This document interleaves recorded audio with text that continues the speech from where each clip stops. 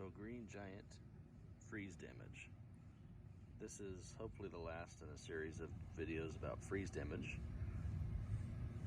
If you have Green Giant Arborvitaes, you may have noticed a lot of browning on the tips of the new growth this year.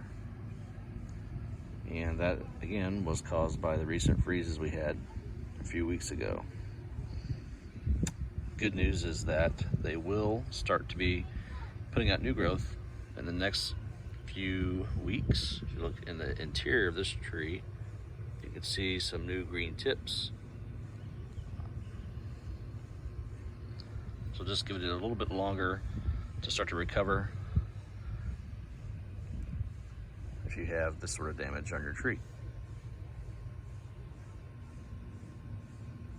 They're tough trees, they can take a lot of abuse, and once we start getting some warmer weather, they really should take off again and be just fine.